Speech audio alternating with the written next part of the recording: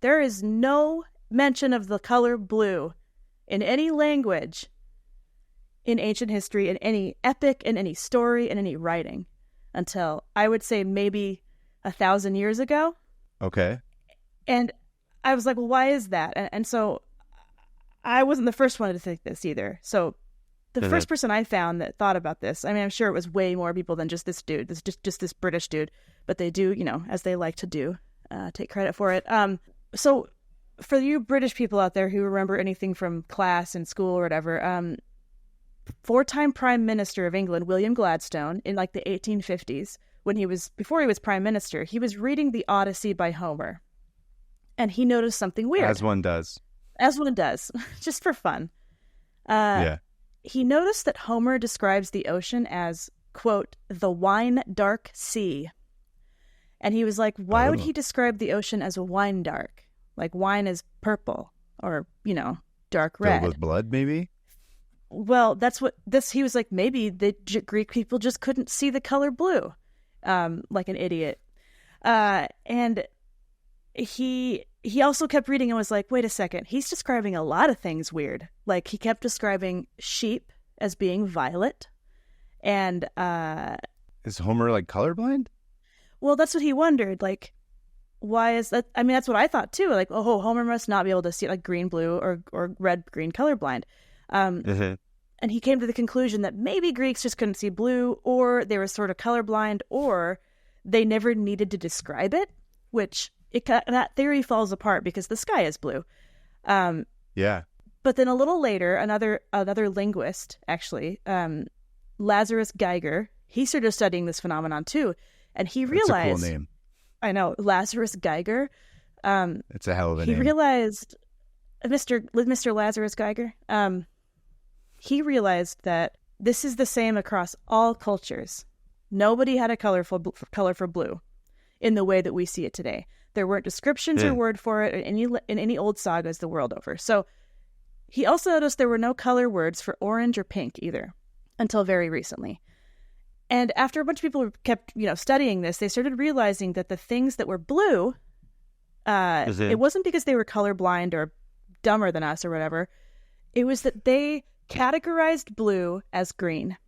All these different researchers were like, okay, so it's pretty universal that back in the day, ancient languages didn't use blue to describe the sky or the sea or anything that's blue.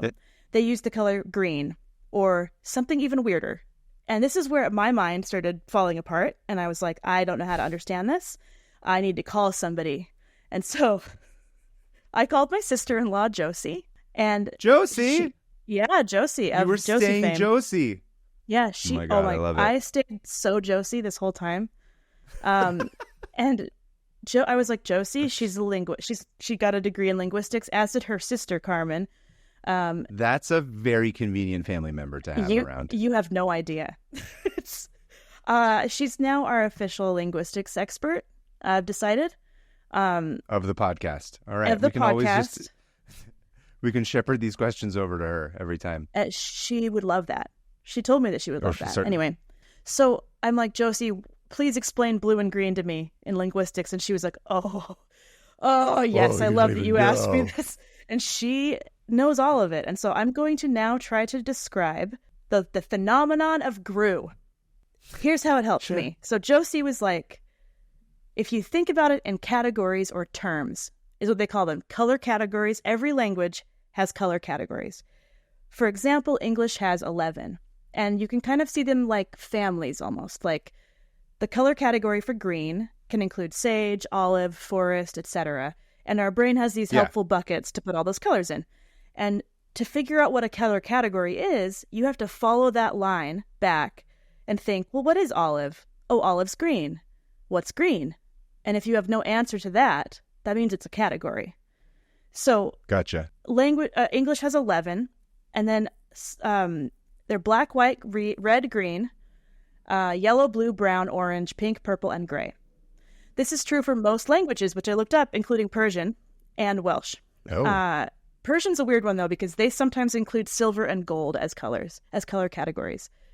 Classic stereotypical Persians. We got to talk about the silver and gold. Wait, really? I love hearing your take on it too. But others like the Burinmo language in Papua New Guinea only have 3 names for colors. So they categorize their colors into 3 categories. And that is black, white, and red. And black can also be dark, and white can also be light. So they kind of see them in terms of, and so it makes sense that Homer would describe the sea as wine dark, because back then... Because he was a drunk. He was a drunk, and everything looked like wine to him. Like when you're starving on a boat and your friend looks like a little bit of wine, and it's whiny. He's a wino. Just pukes over the edge of the ship. And his mom catches it because she loves him. Oh, I like how we keep talking about catching vomit, and no one here knows what that is. We talked about that before we started this podcast today. I was just telling a story before we recorded about how I was on a plane many years ago when I was a young man, and I saw a woman with her child, and on the flight, I was looking at the baby. He was funny. He was like laughing with me, and then he got sick and threw up, and the mother instinctually just threw out her hand and caught it like it was like she was an outfielder, like on a like it was like a baseball game. And I was like the craziest thing to me, where I was like, damn, I was young, so I was like, damn, that's so cool. Moms will just catch vomit like it's nothing. And I had a lot of respect for that. And now we've talked about it on the show. That's why we keep referencing vomit getting caught. I'm really hoping that you're catching at least a little bit of this vomit that I'm bringing for you, because it's about to get a little more complicated. So back to the Papua New Guinea language, Burinmo. Back in the day, a bunch of white European scholars went to study the language, and they were like, they only have 3 colors. That doesn't make any sense. They must not be as evolved as us, because classic. But it absolutely wasn't that. So that was one set of researchers. And then fast forward to the future a little bit, and then you get these 2 linguists from Berkeley named Brent Berlin and Paul Kay. Now, these 2 guys were like, let's figure this out. Let's figure out why some languages only have 3 colors and some have 13, like Russian. Yeah. And so they not quizzed, but they surveyed a bunch of people from 20 different languages, and they discovered if a language had only 3 color terms, like that one from Papua New Guinea, they were always dark, black, white, and red. Always. No matter what. In any language, on anywhere on the earth. Those were always the colors that you start with. And then languages that had 4, the 4th and 5th were always yellow or green in any order. Okay. Without exception.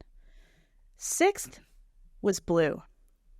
And they found out as a rule that brown, purple, pink, orange, and gray will not emerge in a language until that language has made a distinction between green and blue. So it's almost like a gateway. Yeah.